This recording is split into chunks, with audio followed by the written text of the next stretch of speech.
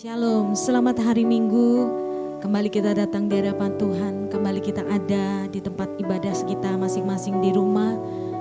Tapi kita mau sungguh-sungguh datang di hadapan Tuhan. Kita bawa hidup kita pagi hari ini, menyembah Dia, memberi yang terbaik buat Tuhan. Kita mengucap syukur di hadapannya. Terima kasih Tuhan, terima kasih. Haleluya Yesus Tuhan.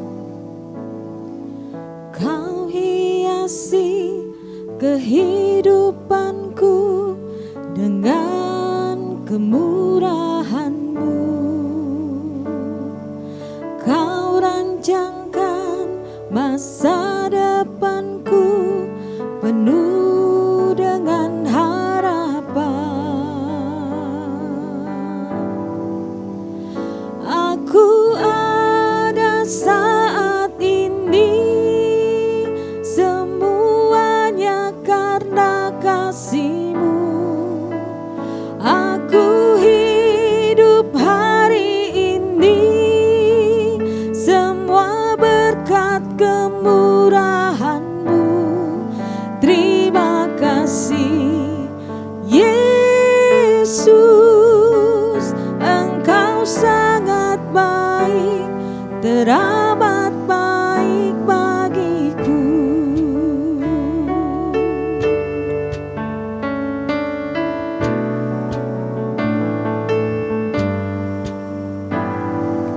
Kau hiasi kehidupanku dengan kemurahan-Mu. Kau rancangkan masa depanku penuh dengan harapan. Aku ada saat ini semuanya karena kasih-Mu. Aku hidup hari ini semua berkat kemurahan-Mu. Terima kasih Yesus, Engkau sangat baik, teramat baik bagiku. Mari pujikan sekali lagi dengan sepenuh hati kita. Haleluya. Kau hiasi kehidupanku dengan kemurahan-Mu. Kau rancangkan masa depanku penuh dengan harapan.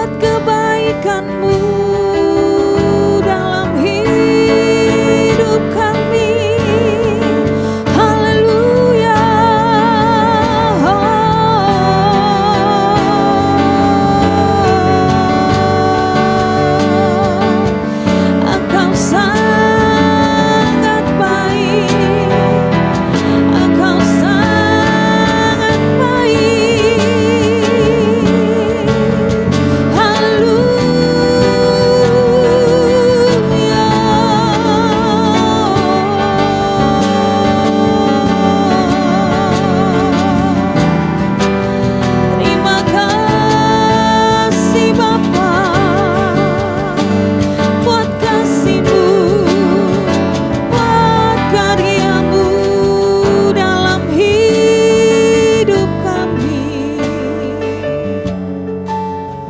Haleluya.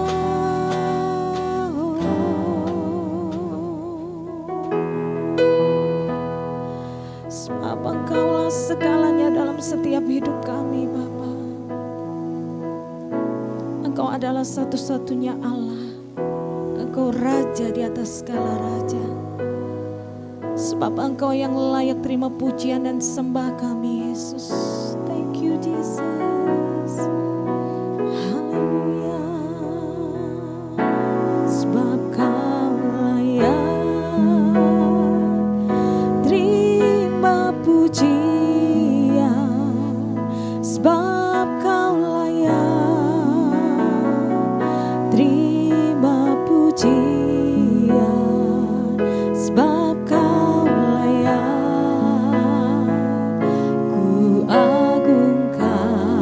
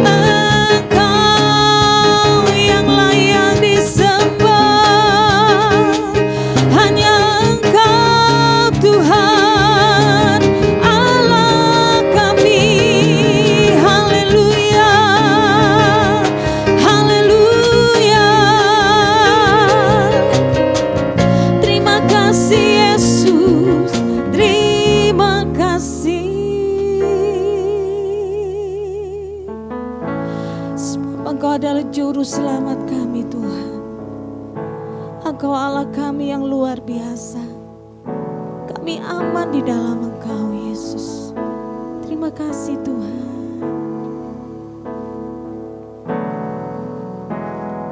Yesus Engkau Juru selamatku,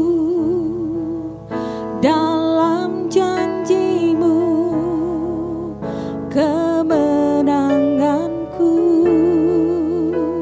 selamanya kan ku nyatakan besar setiamu Tuhan di hidupku. Yesus Engkau Juru selamatku, dalam janji-Mu kemenanganku selamanya kan ku nyatakan besar setiamu Tuhan di hidupku.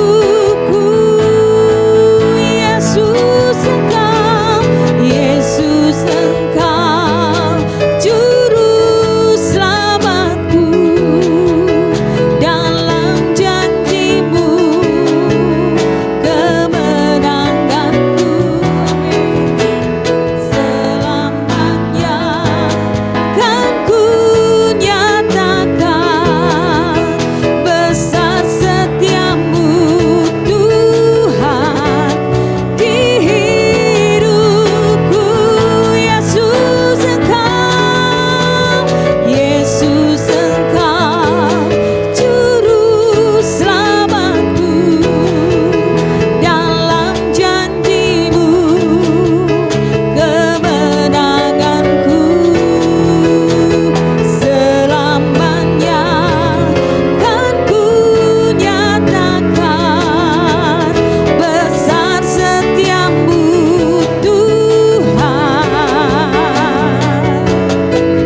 besar setiamu Tuhan,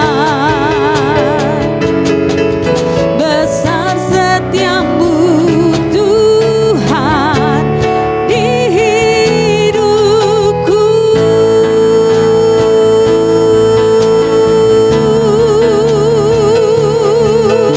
Haleluya, besar setiamu Tuhan,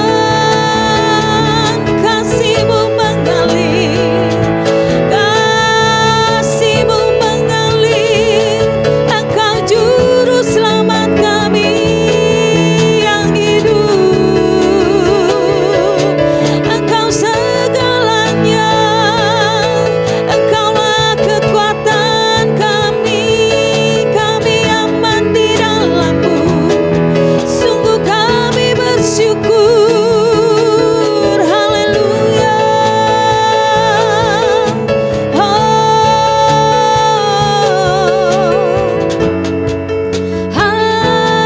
Haleluya. Terima kasih Tuhan. Kalau sebentar kami akan dengar firman-Mu Tuhan. Ini kami Bapa, ini kami Tuhan. Biar Kau yang sanggup memperbaharui setiap kami dengan firman-Mu yang hidup. Sebab kami tahu firman-Mu adalah firman yang mengubahkan setiap kami Tuhan. Terima kasih Yesus. Kami tidak pernah bisa jauh dari Engkau Tuhan. Kami tidak pernah bisa lepas dari kasih-Mu Tuhan. Sungguh-sungguh kami sediakan hidup kami. Kami persembahkan dan kami mau buka hati dan pikiran kami di hadapan-Mu Tuhan. Berbicaralah pribadi lepas pribadi buat setiap kami. Thank you Jesus. Thank you Lord. Kemana kami mencari kasih sejati,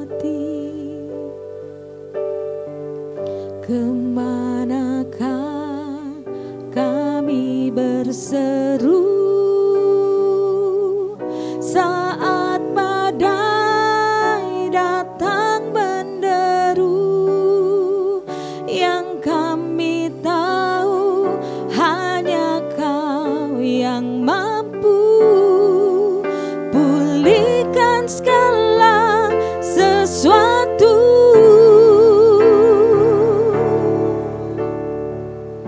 Kemanakah kami mencari kasih sejati? Kemanakah kami berseru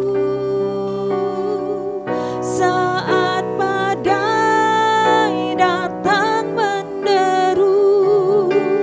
Yang kami tahu hanya Kau yang mampu pulihkan segala sesuatu. Kami perlukan keajaiban-Mu, kami butuhkan sentuhan tangan-Mu. Kami tak dapat jalan sendiri, kami perlu Kau Tuhan. Mari pujikan dengan sepenuh hati kita. Kemanakah kami mencari kasih sejati? Kemanakah kami berseru saat badai datang menderu? Yang kami tahu hanya Kau yang mampu pulihkan segala sesuatu. Kami perlukan keajaiban-Mu, kami butuhkan sentuhan tangan-Mu. Kami tak dapat jalan sendiri, kami perlu Kau Tuhan.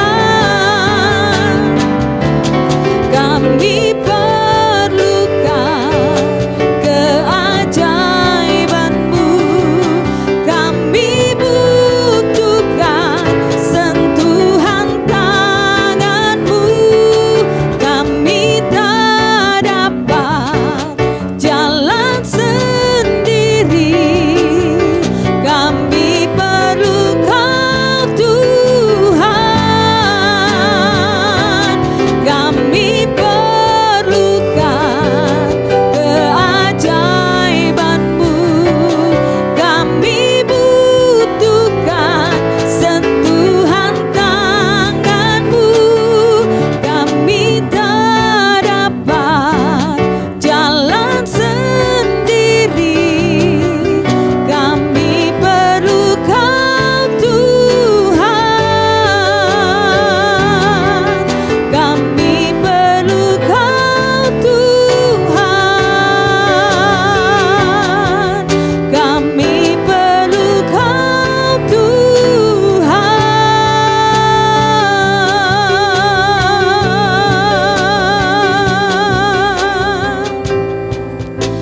Haleluya, haleluya. Sebab itu kami perlu Engkau Tuhan.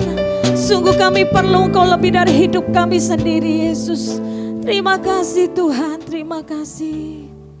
Haleluya. Sebab Engkaulah satu-satunya yang menjadi kekuatan kami Tuhan. Engkaulah satu-satunya pengharapan kami. Engkau satu-satunya sumber kedamaian dalam hidup kami. Terima kasih Tuhan.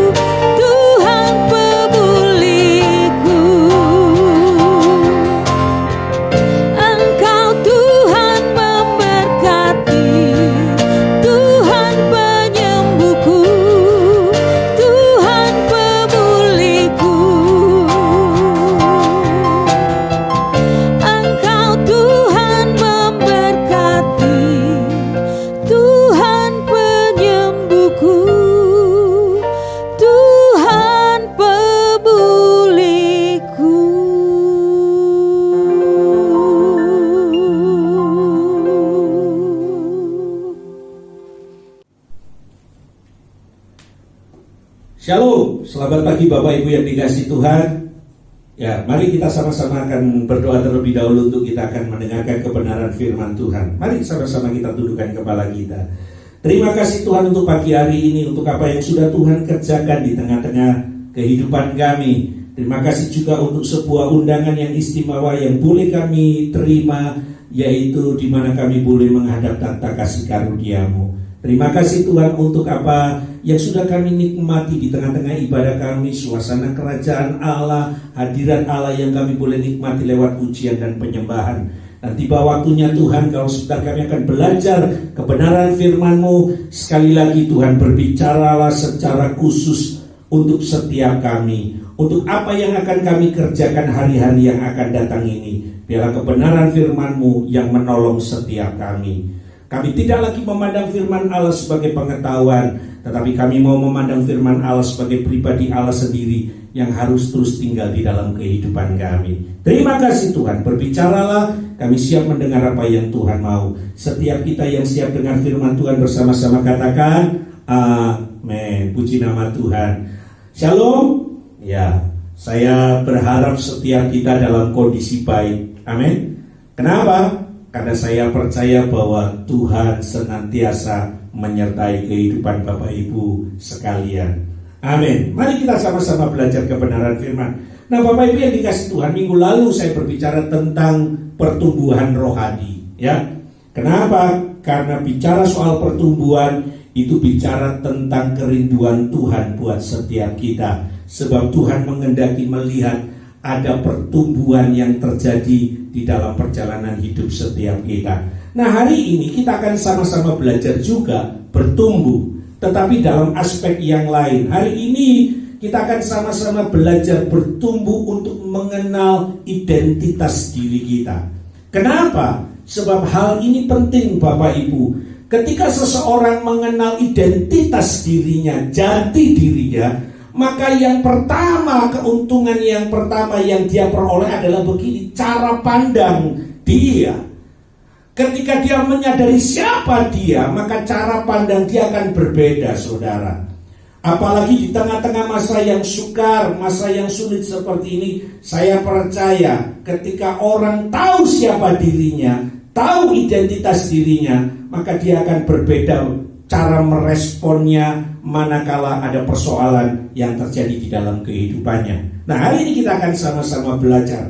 Nah sebelum kita belajar kebenaran firman ini, saya ingin memberi sebuah cerita. Ya tentunya cerita ini sudah sering kali kita dengar, tapi biarlah cerita ini menolong setiap kita tentang memahami siapa kita.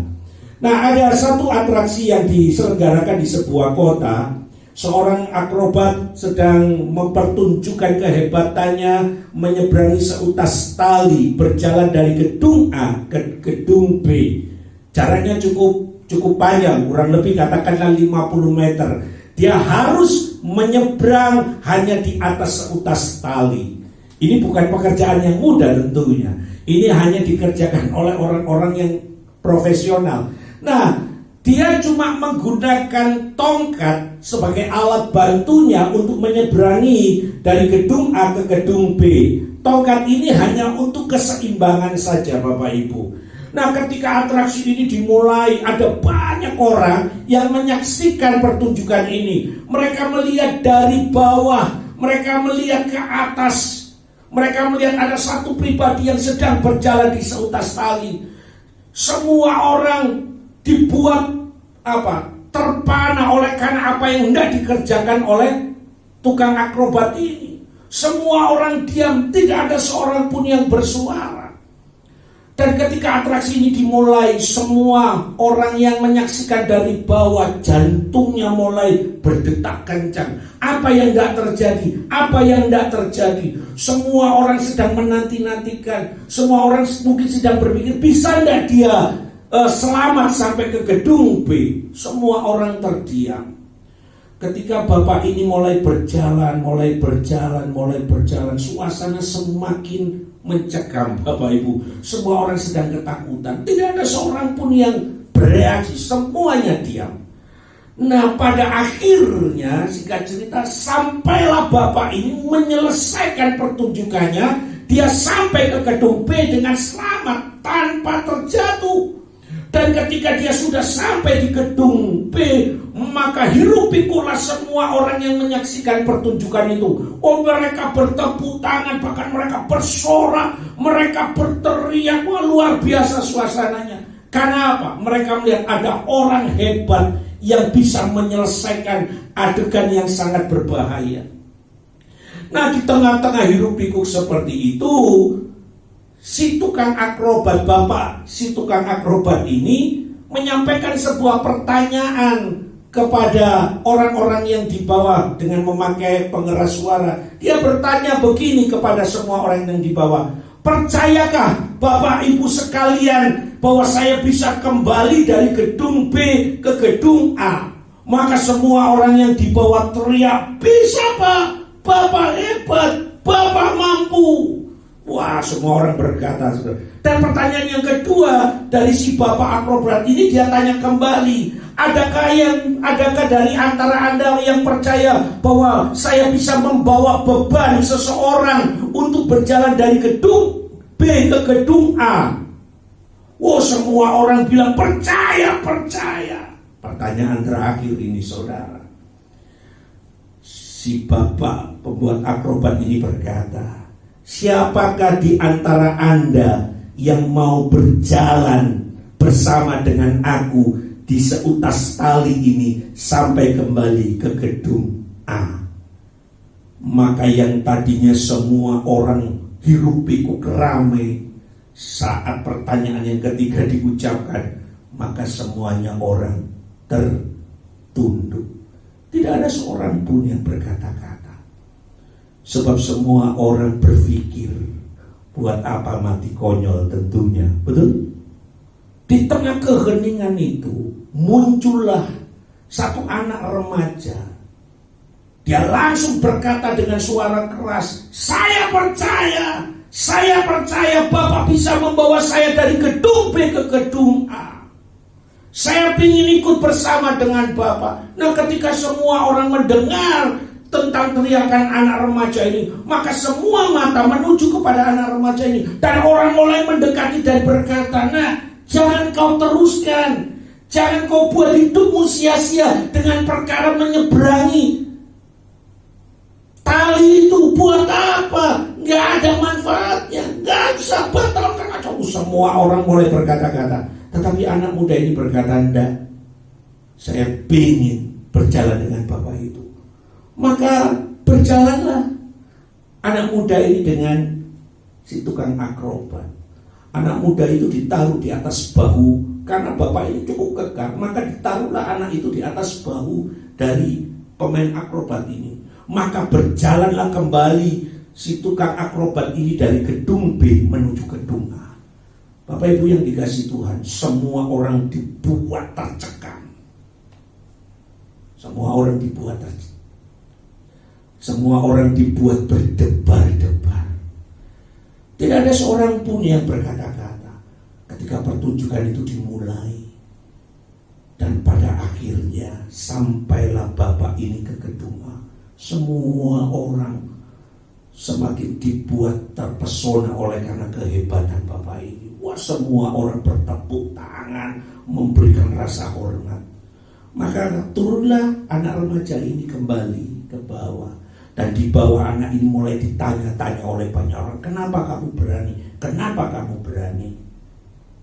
Singkat ceritanya, anak kecil ini atau anak remaja ini berkata, saya gak pernah takut berjalan di seutas tali itu. Sebab saya tahu siapa orang itu. Mereka kaget, itu siapa? Anak muda ini atau anak remaja ini berkata, dia itu papaku. Amin. Anak muda ini tidak pernah takut, karena dia tahu siapa yang berjalan bersama dengan dia. Dia tahu betul bahwa bapaknya tidak akan pernah memberi bapaknya tidak akan pernah membawa kecelakaan. Bapaknya tidak pernah merancangkan sesuatu yang jahat untuk anaknya. Setuju Bapak Ibu? Hal yang sama sebenarnya, pengenalan kita terhadap diri kita sendiri akan menolong cara pandang kita. Mari Mari kita sama-sama mendengar nasihat dari Rasul Petrus. Di dalam 1 Petrus pasal yang pertama, ayat yang pertama sampai ayat yang kedua, demikianlah firman Tuhan. Dari Petrus, Rasul Yesus Kristus, kepada orang-orang pendatang yang tersebar di Pontus, Galatia, Kapadokia, Asia Kecil, dan Bitinia, yaitu orang-orang yang dipilih sesuai dengan rencana Allah, Bapa kita, dan yang dikuduskan oleh Roh, supaya taat kepada Yesus Kristus dan menerima percikan darahnya.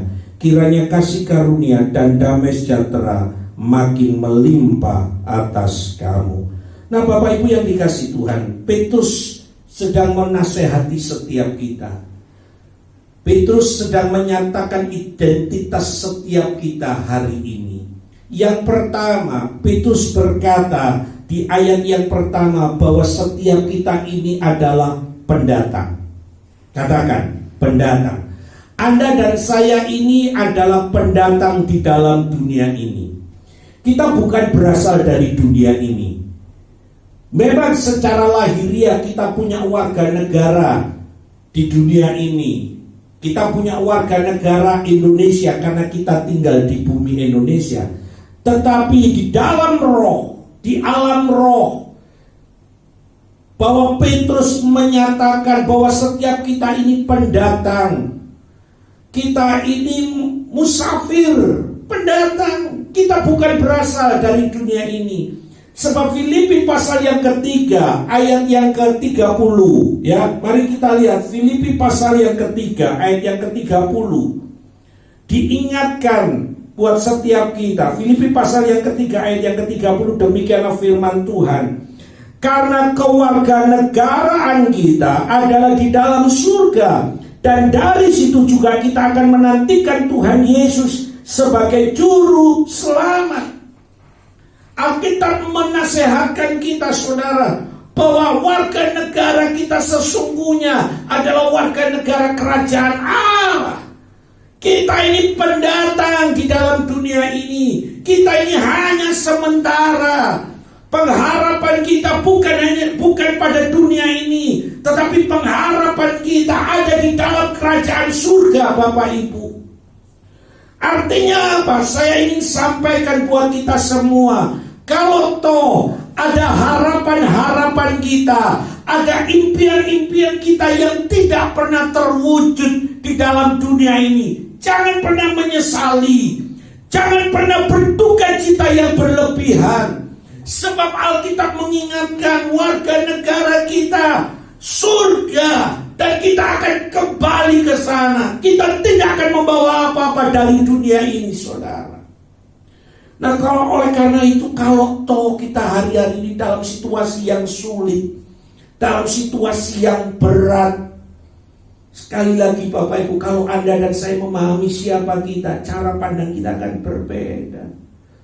Kita ini berasal dari surga, dan kita tidak akan pernah mendapat bagian apa-apa dari dunia ini. Setuju? Cara pandang, saudara. Cara pandang kita akan berbeda, memahami siapa kita. Kita ini pendatang.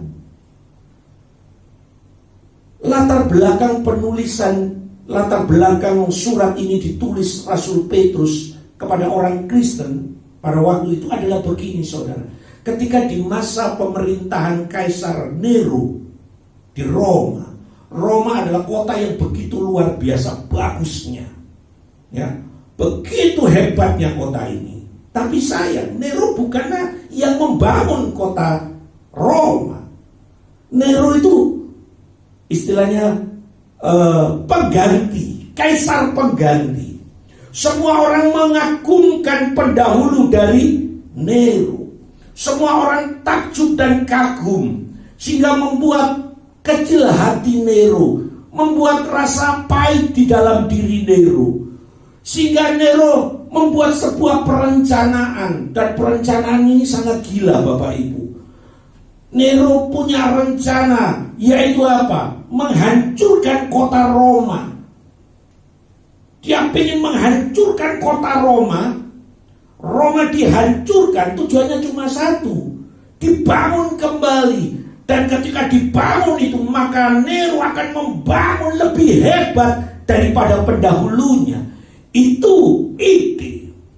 Dan ketika hal ini didengar, maka Nero memfitnah orang-orang Kristen yang merencanakan pembakaran itu. Ketika didengar bahwa skenario ini lahir dari Nero, Nero mulai membuat cerita yang berbeda bahwa ini dilakukan oleh orang Kristen. Maka marahlah penduduk Roma terhadap orang Kristen. Maka orang Kristen mengalami penganiayaan yang begitu luar biasa. Sehingga ada sebagian orang yang melarikan diri untuk apa? Menyelamatkan saudara. Mereka lari ke 5 kota yang kita tadi baca. Galatia, terus apa lagi? Ya, 5 kota mereka melarikan diri, tujuannya mencari perlindungan supaya mereka selamat. Nah, di tengah-tengah mereka di tengah-tengah mereka sedang menyendiri di negeri asing tentunya, karena mereka lari dari Roma. Mereka mulai menggerutu, mereka mulai bersungut-sungut tentang keadaan yang menimpa mereka. Mereka mulai menyerang Tuhan. Mereka mulai tidak mengucap syukur. Sebab apa? Ketika mereka tinggal di Roma, ada harapan-harapan besar, ada keinginan-keinginan besar yang mereka rencanakan ketika mereka tinggal di Roma. Ada harapan, ada impian-impian yang luar biasa yang mereka ingin kerjakan di Roma. Tapi itu semuanya sirna. Sehingga ketika mereka melarikan diri untuk mencari keselamatan, mereka mulai bersungut-sungut. Oleh karena itu muncullah surat dari Rasul Petrus ini kepada mereka yang tinggal di dalam perantauan. Petrus hanya mengingatkan kembali. Mari kita lihat kembali 1 Petrus ayat yang ke-1 dikatakan, dari Petrus Rasul Yesus Kristus kepada orang-orang pendatang yang tersebar di Pontus, Galatia, Kapadokia, Asia Kecil dan Bitinia. Petrus sedang menasehatkan, saudara, bahwa Anda ini pendatang, mengingatkan kembali bahwa harapan, impian kita bukan apa yang ada di dalam dunia ini. Tapi sebenarnya yang harus kita bangun adalah apa? Perkara-perkara yang di atas. Kita tidak lagi menaruh perkara-perkara yang di bumi. Bumi akan sirna. Tetapi yang di atas, di mana Kristus tinggal, tidak akan pernah sirna. Amin. Nah, Petrus menasehatkan, kita ini pendatang. Amin. Pendatang. Jadi kalau tahu pendatang, sudahlah. Kalau ada yang diambil dari diri kita, ya sudahlah. Disyukuri. Belajar mengucap syukur. Kalau tahu ada hal-hal yang tidak mengenakan kita ini pendatang. Betul? Pendatang tidak punya hak apa-apa.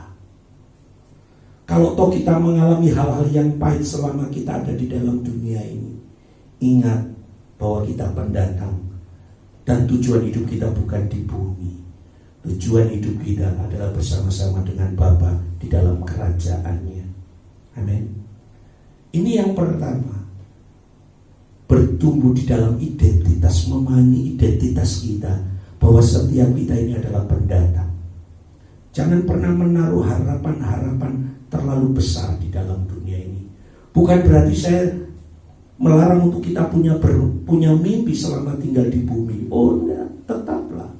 Tetapi kalau toh itu terambil dari hidup Anda dan saya, kalau toh itu tidak terwujud di dalam hidup Anda dan saya, jangan pernah kecewa, karena Bapa menyediakan yang terbaik untuk Anda dan saya. Setuju? Nah, ini yang pertama. Pahami terlebih dahulu, saudara, bahwa kita ini pendatang. Amin? Pendatang. Jadi kalau pendatang itu kan gak tinggal lama namanya pendatang. Suatu ketika kita pasti pulang. Pasti pulang. Dan pulangnya jelas. Di mana? Filipi pasal yang ketiga yang ke-20. Di dalam surga. Karena dari situlah warga negara kita. Itu yang pertama yang diingatkan oleh Rasul Petrus buat kita. Yang kedua, Bapak Ibu, mari kita lihat. Yang kedua, apa yang dinasihatkan oleh Rasul Petrus buat kita. Perhatikan di dalam 1 Petrus pasal yang pertama tadi, ya, dikatakan begini, ayat yang kedua, yaitu orang-orang yang apa? Dipilih sesuai dengan rencana Allah Bapa kita. Ya. Yang kedua, saudara, identitas kita adalah bahwa setiap kita ini adalah umat pilihan Allah. Amin. Kita dipilih oleh Allah.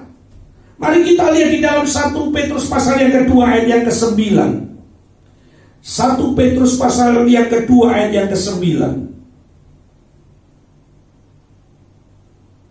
1 Petrus pasal yang kedua ayat yang ke-9, demikianlah firman Tuhan. Tetapi kamulah bangsa yang apa? Terpilih, imamat yang apa? Rajani. Oh, luar biasa Bapak Ibu. Kita ini umat pilihan Allah. Anda dan saya dipilih Allah bukan karena, maaf kata, karena kehebatan kita. Anda dan saya dipilih bukan karena rohani Anda hebat. Anda dan saya dipilih bukan karena Anda dan saya ini lebih dari yang lain. Anda dan saya dipilih itu karena hati Tuhan buat kita. Mari kita lihat, saudara, di dalam Efesus pasal yang pertama, ayat yang ke-5. Perhatikan Bapak Ibu. Efesus pasal yang pertama, ayat yang ke-5, demikianlah firman Tuhan. Efesus pasal yang pertama, ayat yang ke-5, demikianlah firman Tuhan. Dalam kasih ia telah menentukan kita dari apa? Dari semula oleh Yesus Kristus untuk menjadi anak-anaknya sesuai dengan apa? Kerelaan kehendaknya. Halo. Sekali lagi, Anda dan saya dipilih sebagai umat Allah bukan karena kehebatan Anda, bukan karena kepintaran Anda, bukan karena Anda kaya. Anda dipilih Allah bukan karena Anda pintar. Anda dan saya dipilih berdasarkan kerelaan kasih Allah buat kita. Itu hal yang luar biasa loh Bapak Ibu. Itu hal yang patut kita syukuri. Siapa kita? Kita ini ternyata umat yang dipilih, umat yang dikasihi oleh Allah. Satu perkara yang sangat indah yang harusnya setiap kita syukuri. Siapa kita? Siapa Anda dan saya ini, saudara? Tapi karena kasih karunia, karena kerelaan kasihnya, maka Anda dan saya dipilih oleh Allah dari sekian banyak orang. Itu patut kita syukuri. Kalau saya menyadari siapa saya bukan orang hebat. Saya bukan orang yang lebih dari yang lain, tidak sama. Tapi saya mengucap syukur bahwa saya ternyata dipilih Allah. Pemilihan Allah itu dikarenakan karena Allah mengasihi kita. Amin. Jadi cara pandang kita hari ini harus berbeda. Bahwa setiap kita ini umat pilihan Allah. Umat pilihan Allah. Sehingga ketika kita menyadari sebagai umat pilihan Allah, tentunya cara hidup kita tidak serampangan lagi. Amin. Tentunya kita tidak akan pernah memainkan perjalanan hidup ini untuk perkara-perkara yang jahat. Kita ini dipilih. Dari sekian banyak kita ini dipilih. Ada kesukaan besar tentunya yang harusnya kita apa? Kita syukuri karena kita ini dipilih. Coba Bapak Ibu bayangkan ketika ada pemilihan. Indonesia ini kan seringkali mengadakan sebuah acara ya, entah itu Indonesia Idol, Rising Team, terus apa lagi, Voice, wah banyak. Nah, coba perhatikan mereka-mereka yang mengikuti acara ini. Harapan mereka adalah begini, mereka terpilih menjadi apa? Pemenang. Dan kalau itu terjadi Bapak Ibu, ketika pilihan itu terjadi di dalam dirinya, sukacitanya itu luar biasa. Saya pernah alami, ada satu kesaksian kecil aja. Ketika saya studi di Tawangmangu, ya, saya bukan bilangan pemain bola, karena hari itu akan diadakan pertandingan main bola persahabatan antara sekolah kami dengan desa di mana sekolah kami tinggal di situ. Diadakan pertandingan persahabatan antara Karang Taruna desa dengan pihak sekolah. Nah, ketika diumumkan pemain siapa-siapa yang mewakili sekolah untuk bertanding, wah, saudara, ya saya sadar bahwa saya bukan pemain bola yang hebat, saya bisa main bola, hanya bisa. Tapi untuk main belum tentu, masih banyak teman-teman saya, khususnya mereka-mereka yang dari Indonesia Timur ya, yang dari Papua, dari Maluku, wah itu kalau main bola harusnya luar biasa. Nah, saya ingat ketika hari itu diumumkan, saya memang gak terlalu fokus ya, karena saya melihat siapa saya sih. Nah, tapi begitu nama-nama disebut bla bla bla, wah semua yang kepilih itu senangnya luar biasa. Nah, tahu-tahu loh Bapak Ibu, nama saya itu diumumkan. Waktu itu yang milih adalah Bapak Bambang. Ketika Pak Bambang ini menyampaikan begini, pemain selanjutnya Anang. Di Tawangmangu itu cuma ada nama satu, Anang, saudara, nggak ada yang lain. Dan begitu nama saya disebut, sukacita itu melebihi segalanya, saudara. Karena saya berpikir gini, loh kok saya terpilih? Maka itu hal yang tidak pernah saya lupakan. Nah, yang membuat saya terlalu terlalu kebawa perasaan sukacita itu begini. Ketika siang itu disuruh istirahat karena pertandingannya sore jam 3:30 ya, maka semua pemain diharapkan untuk istirahat. Nah, kalau misalnya kalau teman-teman saya yang sudah terbiasa di dalam pertandingan bola, pasti mereka akan istirahat secara penuh, dia akan tidur nyenyak. Tapi enggak dengan saya, Bapak Ibu. Saya nggak bisa tidur justru. Saya itu ketika disuruh istirahat jam 1 sampai jam 3, saya itu cuma hanya memandang ke atas di plafon kamar saya. Pertanyaannya, kenapa aku kepilih, kenapa aku kepilih, kenapa aku kepilih. Dan bukan itu saja, terus mainku nanti gimana, itu terus berkecamuk di dalam pikiran saya loh Bapak Ibu. Saya gak bisa tidur sampai pada pertandingan itu. Ternyata maaf, saya gak main, saya cuma jadi pemain cadangan. Tapi sekalipun pemain cadangan, rasa sukacita itu tidak berhenti. Amin. Karena saya terpilih mewakili sekolah saya untuk bertanding, saudara. Saya percaya Petrus sedang mengingatkan kembali buat setiap kita bahwa setiap kita ini dipilih oleh Allah.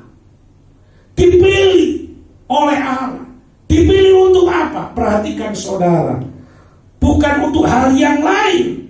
Perhatikan 1 Petrus pasal yang kedua ayat yang ke-9. Dipilih untuk apa? Perhatikan bagian yang B. Supaya kamu memberitahukan perbuatan-perbuatan yang besar dari Dia yang telah memanggil kamu keluar dari kegelapan kepada terangnya yang ajaib. Ada satu tugas yang harusnya kita sadari, bahwa ketika kita dipilih oleh Allah, sekali lagi pemilihan Allah didasarkan oleh karena kerelaan kasih Allah, bukan karena kehebatan Anda dan saya, bukan karena Anda luar biasa, nah, tapi sekali lagi karena kasih karunia. Dan tujuannya sangat jelas, bahwa Anda dan saya dipilih untuk apa? Menceritakan atau memberitakan perbuatan-perbuatan dahsyat dari Allah kita. Amin. Itu tujuan panggilan kita. Bahwa ternyata kita ini bukan hanya jadi orang Kristen yang biasa-biasa. Nah, siapapun kita, tidak peduli Anda pendeta, Anda majelis, Anda diaken, Anda jemaat, siapapun, mari kita sadari bahwa ada tanggung jawab, bahwa kita harus menceritakan, dikatakan apa?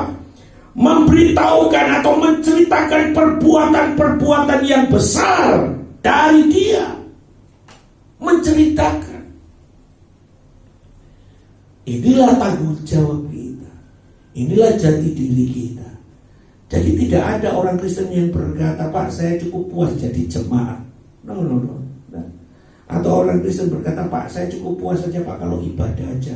Sudah, saya tidak ikut yang lain. No.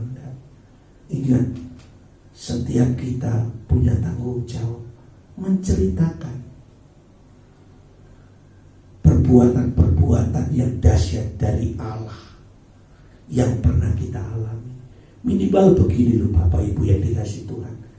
Anda bercerita tentang kebaikan Tuhan yang Bapak Ibu alami. Jangan pernah berpikir, oh berarti aku disuruh menginjil Pak Anang, aku disuruh memenangkan jiwa, aku gak punya ilmu, aku gak sekolah teologi apa, aku gak punya kemampuan untuk berkhotbah seperti hamba-hamba Tuhan yang lain, aku gak punya kemahiran untuk menginjil Pak, aku ini cuma orang biasa. Saudara, ketika Anda menceritakan, ketika Anda menceritakan berkat kebaikan yang Bapak Ibu Saudara alami bersama dengan Tuhan, itu adalah kesaksian hidup yang bisa menjadi berkat bagi orang lain. Amin. Tidak harus menginjil, tidak harus menginjil berkhotbah kemana-mana. Enggak. Ketika Anda menceritakan kebaikan Tuhan di dalam hidup Anda, orang lain akan terberkati dan orang akan kagum siapa Allah kita. Amin. Jadi yang kedua Bapak Ibu, siapa kita? Kita ini adalah umat pilihan Allah. Amin. Amin saudara. Yang pertama tadi, bahwa Petrus sedang menasihatkan kita, kita ini pendatang. Kalau ada harapan-harapan yang tidak terpenuhi di dalam dunia, jangan pernah marah, jangan pernah sakit hati. Kalau ada harapan-harapan atau mimpi-mimpi cita-cita yang tidak terpenuhi, gak apa-apa. Karena pusat harapan kita ini bukan hanya di dunia ini, bukan di dunia ini, tapi di atas bersama dengan Bapa. Yang kedua, Petrus mengingatkan bahwa setiap kita ini umat pilihan. Dipilih bukan karena Anda dan saya hebat, enggak. Dipilih oleh karena kerelaan kasih karunia Allah, oleh karena Allah mengasihi kita. Dan ketika Anda dan saya dipilih oleh Allah, Tuhan menaruh satu tugas di dalam diri kita, menceritakan perbuatan Tuhan yang dahsyat. Saya percaya kita punya Tuhan yang dahsyat. Amin. Saya percaya setiap orang pasti punya pengalaman dengan Tuhan. Dan biarlah pengalaman itu jadi kesaksian hidup. Untuk apa? Memberkati orang lain. Yang ketiga Bapak Ibu, identitas yang Petrus ingin supaya kita sadari, ya, sehingga cara pandang kita berbeda. Yang ketiga, mari kita kembali kepada 1 Petrus pasal yang pertama ayat yang kedua. Dikatakan demikian, 1 Petrus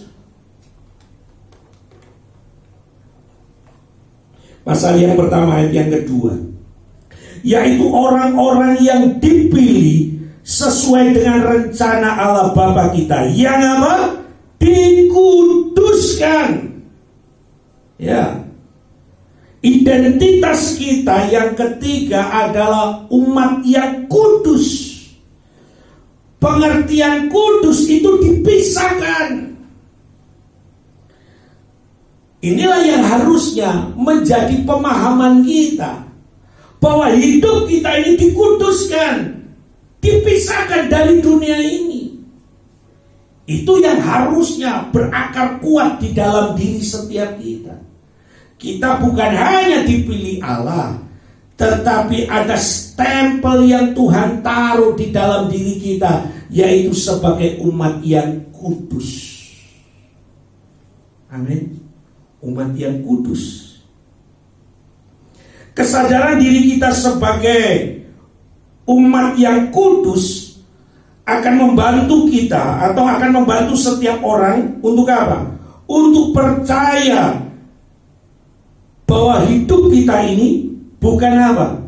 Bukan biasa-biasa. Ada kesadaran di dalam diri kita bahwa kita ini bukan umat yang sembarangan. Umat yang telah dipilih dan umat yang telah dikuduskan, dipisahkan oleh Allah. Itu artinya Bapak Ibu, cara hidup kita tentunya harus berbeda.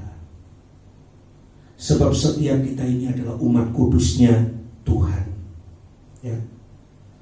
Perhatikan Bapak Ibu, ketika orang-orang ini, orang-orang yang tinggal di Roma ini, ketika Kaisar Nero tadi marah dan menganiaya orang Kristen, dan orang Kristen tercerai-berai, lari ke kota-kota yang tadi kita baca, ya, Pontus, Galatia.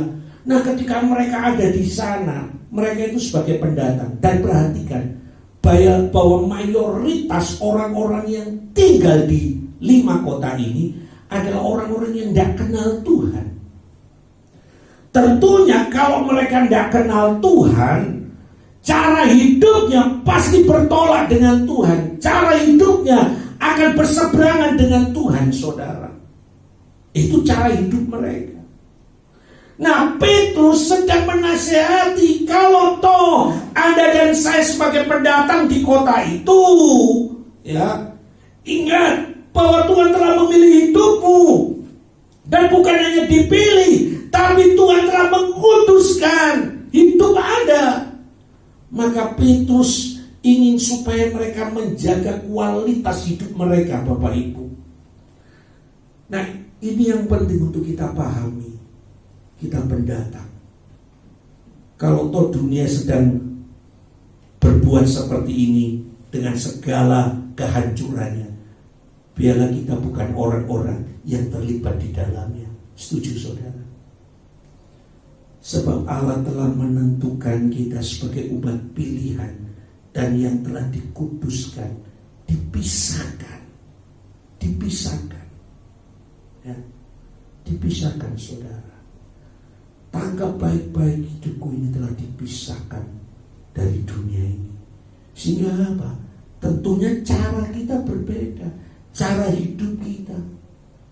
Kalau toh di tengah-tengah masa yang sulit ini semua orang mungkin sedang mengeluh, semua orang sedang menggerutu tentang kesulitan demi kesulitan yang sedang terjadi, seharusnya Anda dan saya berbeda. Amin. Karena dipisah, kita justru bisa menceritakan kebesaran Tuhan. Bukan malah sebaliknya, ketika orang menggerutu, orang mulai tidak lagi mempercayai hal-hal yang di depan ini, terus kita malah sebaliknya, malah menjadi kompor, ya. Iya, kayak gini keadaannya semakin kacau, Maka saya percaya ada pribadi yang sangat sedih, saudara. Jadi hari ini, mari lihat Bapak Ibu, kita telah dipisahkan oleh Tuhan, dikuduskan. Itu artinya sebagai orang-orang yang dikuduskan, tentunya harus ada nilai lebih di dalam hidup kita. Amin. Harus ada nilai lebih. Ingat cerita tentang Daniel. Daniel dipisahkan. Daniel dipisahkan dengan teman-temannya. Tapi sekalipun Daniel dipisahkan, Daniel kedapatan lebih dari mereka-mereka. Ada nilai yang lebih dari hidup kita, seperti yang Daniel contohkan. Jadi Bapak Ibu yang dikasihi Tuhan, hari ini mari kita sama-sama memahami, bertumbuh di dalam pemahaman tentang siapa kita, bahwa setiap kita ini adalah pendatang, kita ini adalah umat pilihan Allah, dan kita ini telah dikuduskan oleh Allah. Supaya apa? Perhatikan, ini kuncinya Bapak Ibu, supaya diperhatikan.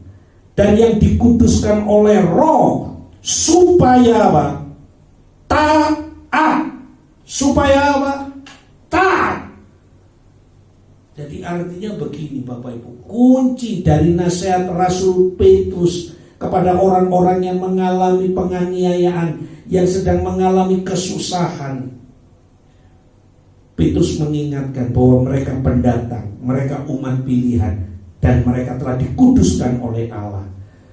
Ketika mereka memahami semua pemahaman ini, tujuan yang Petrus ingin supaya orang-orang ini kerjakan adalah ketaatan di dalam Kristus. Ini hal yang penting. Taat. Apapun yang kita kerjakan, tujuannya adalah ketaatan kita kepada Tuhan. Tidak ada yang lain. Itu yang Petrus inginkan. Taat mengerjakannya. Taat sebagai umat pilihan Allah. Taat sebagai umat yang dikuduskan Allah. Taat mengerjakannya. Sebagai pendatang, taat mengerjakannya. Amin. Itu harapan terbesar dari Rasul Petrus mengingatkan. Kenapa? Sebab ada banyak di antara kita ketika kita mengerjakan segala sesuatunya, kita mengerjakan bukan karena ketaatan kita kepada Tuhan, tetapi kita mengerjakannya karena kita takut dihukum. Kita mengerjakan segala sesuatunya takut kalau tidak diberkati. Bukan itu persoalannya. Apapun yang kita kerjakan karena satu perkara, untuk membuktikan ketaatan kita kepada apa yang dikatakan oleh Tuhan. Setuju? Nah, inilah nasihat yang Petrus ingin supaya pagi hari ini setiap kita memahami Bapak Ibu, ya, bertumbuh di dalam pengenalan akan identitas diri.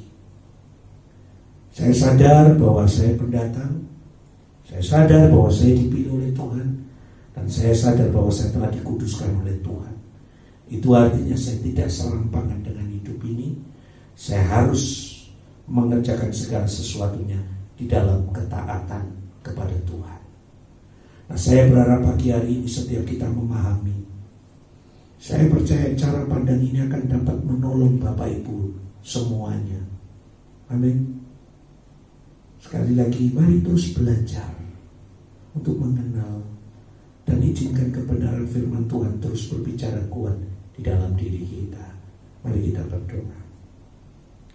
Terima kasih Tuhan buat nasihat yang boleh kami dengar pagi hari ini, bahwa kami diingatkan kembali lewat kebenaran firman bahwa setiap kami ini adalah pendatang di dalam dunia ini. Oleh karena itu terlalu mengharapkan apapun di dalam dunia ini, sebab fokus kami bukan apa yang ada di dalam dunia ini, tapi fokus kami hanya di dalam kerajaan-Mu semata. Terima kasih kalau Tuhan telah memilih hidup kami.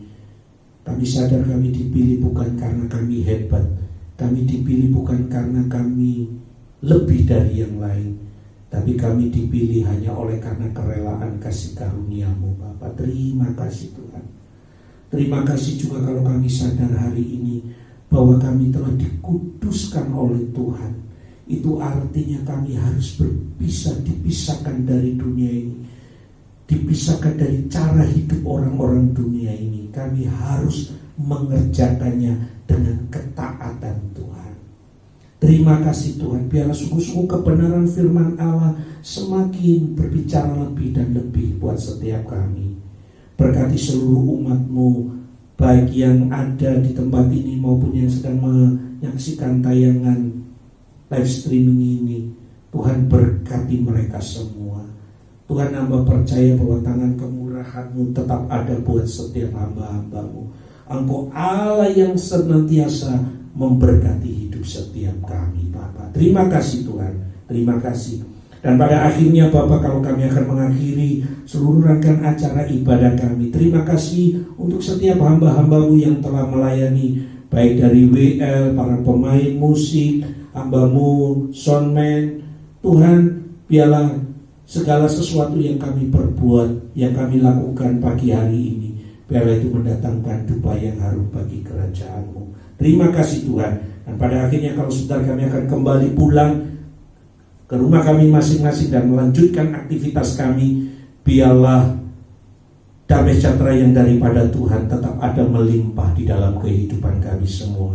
Bapak Ibu yang dikasihi Tuhan, angkatlah kedua tangan Bapak Ibu di hadapan Tuhan, dan terimalah berkat yang datangnya daripada Allah Bapa melalui putranya Yesus Kristus Tuhan, dan persekutuan yang daripada Roh-Nya yang akan memampukan setiap kita berjalan pada seluruh kehendak Allah dari hari ini sampai Maranatha Yesus datang kedua kalinya.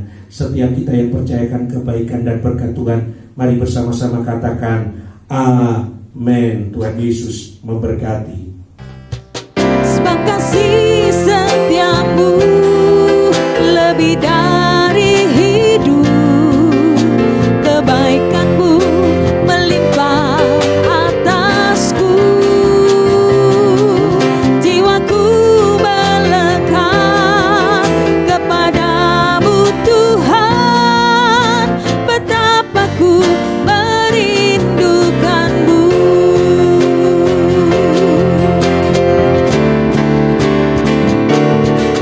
Sebab kasih setiamu lebih dari hidup, kebaikanmu melimpah atasku, jiwaku melekat kepadamu Tuhan, betapa ku merindukanmu. Sekali lagi katakan, sebab kasih setiamu lebih dari hidup, kebaikanmu melimpah atasku, jiwaku melekat kepadamu Tuhan, betapa ku merindukanmu, betapa ku merindukanmu, betapa ku merindukanmu. Amin.